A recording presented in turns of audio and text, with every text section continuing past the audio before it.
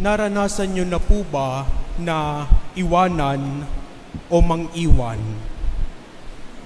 Naranasan niyo na po ba sa inyong buhay na kayo ay iniwan o baka naman kayo ang nang-iwan? In the most difficult situations of our life, meron lang po tayong dalawang tendency. Are we going to fight or to flight? Kahit si Jesus, naranasan niya na siya ay iwanan. Kahit si Jesus, naranasan niya na siya ay talikuran. Kahit si Jesus, iniwan ng kanyang mga alagad. Are you going to fight or to flight? Madali sa ating tumalikod, madali sa ating mang-iwan kapag magulo na ang sitwasyon. Magali tayong bumitaw kapag hindi na natin alam kung saan tayo kakapit at pupunta. Kaya nga mga minamahal na kapatid, ang hamon ng Ebanghelyo sa atin, what will be our attitude to remain? Papaano nga ba tayo mananatili? Papaano tayo mananatili kahit mahirap na ang sitwasyon? Are we going to fight or to flight? Mga minamahal na kapatid, tingnan natin ito sa unang pagkakataon.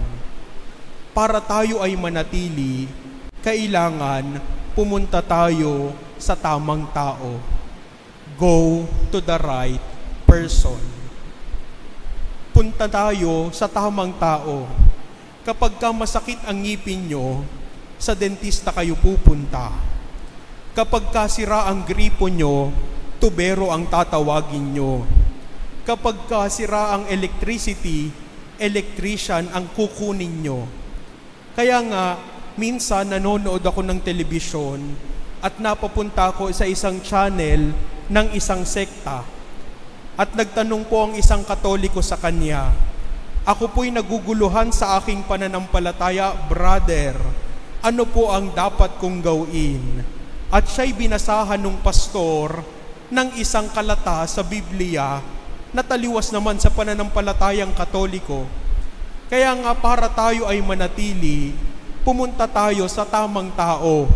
Magtanong tayo sa tamang tao para makahanap tayo ng tamang sagot. Kapag kayong mag-asawa ay laging nag-aaway, at sa pamilya ninyo ay merong kayong problema, huwag kayong pupunta sa kapitbahay nyo na sulsolera. Kasi hindi kayo makakatampo at hindi kayo makakahanap ng sagot sa problema nyo. Lalala at lalala lang ang sitwasyon dahil aalamin lang niya ang tunay na pangyayari.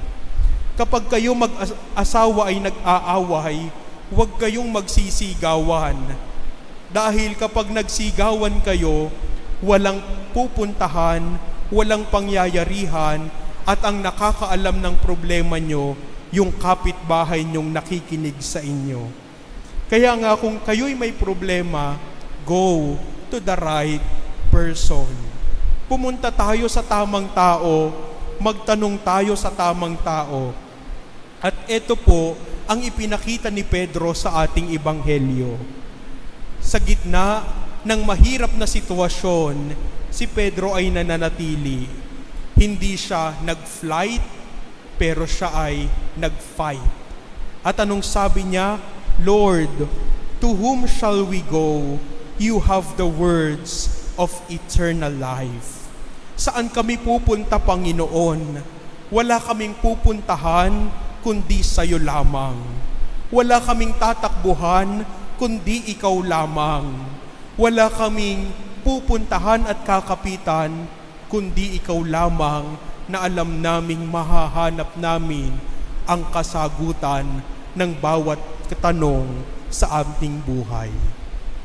In order for us to remain, go to the right person. Para tayo ay manatili, pumunta tayo dun sa tamang tao na makakatulong sa atin. Ikalawang bagay po, para tayo ay manatili, matuto tayong makaalala. In order for us to remain, we need to remember. Yung mga taong mabilis makalimot, mabilis mang-iwan. Yung mga taong mabilis tumalikod, mabilis yang makalimot sa naumpisahan. Yung mga tao na mabilis bumitaw, makakalimutin yan sa magandang samahan. Kaya nga, para tayo ay manatili, we need to remember. Kapag ka nagkakaproblema na po ang mag-asawa, balikan nyo yung unang araw na kayo ay in love sa isa't isa. Balikan mo yung panahon na gandang-ganda ka sa asawa mo, pero ngayon lipas na. Balikan mo yung panahon kung saan nililigawan mo pa siya at sabi mong siya na talaga ang mamahalin ko. In the most difficult situation, we have the tendency to fight or to flight. Marami po sa atin, mas pinipili na lang ang tumalikod para makalimot. Mas pinipili na lang ang tumakas para malimutan ang sakit. But in the most difficult situation, we are invited to remain. Kaya ba nating manatili? Kaya ba nating manatili sa pag-ibig ng Diyos? At iyan po ang naranasan nila Joshua sa ating unang pagbasa. In our first reading from the book of Prophet Joshua, Joshua gathered together all the tribes of Israel at Shechem. At ano po ang sinabi nila? If it is that not please you to serve the Lord, decide today whom you will serve. At sumagot po yung taong bayan, far be it from us to forsake the Lord for the service of other gods, for it was the Lord our God who brought us and our fathers up out of the land of Egypt. Si Yahweh lamang ang sumama sa amin, ang nakilakbay sa amin, papalabas ng Ehipto upang maglakbay patungo sa lupang pangako. In order for us to remain in the Lord, we need to remember. Ano yung aalalahanin natin? Aalalahanin natin kung papaanong naging mabuti ang Diyos sa bawat isa sa atin. Alalahanin natin kung papaanong ang Diyos ay hindi tayo pinabayaan. Alalahanin natin kung papaanong ang Diyos ay nanatiling tapat sa Kaniyang pangako. That is why the psalm reading of today reminds us, taste and see the goodness of the Lord. Alalahanin natin ang kabutihan ng ating Panginoon.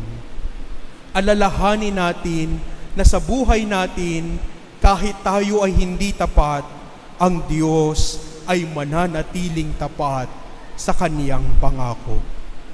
Kung tayo man ay tumalikod na sa Diyos, kung tayo man ay umiwas na sa Panginoon, kung iniwan man natin si Jesus, sa bandang huli ng ating buhay, babalik at babalik pa rin tayo sa Diyos na ating pinagmulan. Kaya nga po mga minamahal na kapatid, kahit tayo ay nadapa na at tumakas na sa pagmamahal ng ating Panginoon, tumalikod na sa Kaniya, meron pa rin tayong Diyos na babalikan. Sana ugaliin natin bilang mga Kristiyano at bilang mga Katoliko na lumapit sa Panginoon sa pamamagitan ng sakramento ng kumpisal. Dito po sa ating dambana, kada Biyernes ay maghapon po ang pakumpisal. Nag-aantay po ang Diyos sa inyo, nag-aantay siya sa ating pagbabalik at sa ating pagtalikod sa Kaniya. Meron pa ring Diyos na handang bumalik at meron pa ring Diyos na nag-aantay sa ating pagbabalik. Kaya nga po mga minamahal na kapatid, tumalikod man tayo sa pagmamahal ng Diyos, umiwas man tayo sa Kanya, iwanan man natin siya, meron pa rin tayong babalikan at babalikan sa bandang huli. Sabi nga po ng isang kanta, ngunit sa huli palagi babalik pa rin sa yakap mo, hanggang sa huli palagi pipiliin kong maging sa'yo. Ulit-ulitin man nais mong malaman mong iyo ako palagi. At the end of the day, babalik at babalik pa rin tayo sa Diyos. Iwanan man natin siya, talikuran man natin siya, wala tayong ibang babalikan kundi ang Diyos na nagmahal sa atin ng lubos. Mga minamahal na kapatid, para tayo ay manatili sa ating Diyos, ang una nating dapat gawin, pumunta tayo sa tamang tao na aakay sa atin, dadamay sa atin, at makikinig sa atin. Para tayo ay manatili, alalahanin natin ang kabutihan ng Diyos na ginawa sa atin. At kung tayo man ay tumalikod na sa Kanya, ang Diyos ay palaging nag-aantay sa ating pagbabalik. Dahil tayo ay babalik at babalik pa rin sa piling ni Jesus. Tumahimik tayo sandali at damhin natin ang presensya ng Diyos na hindi tayo iniiwan, palaging nariyan at lagi nating kasama sa bawat yugto ng ating buhay.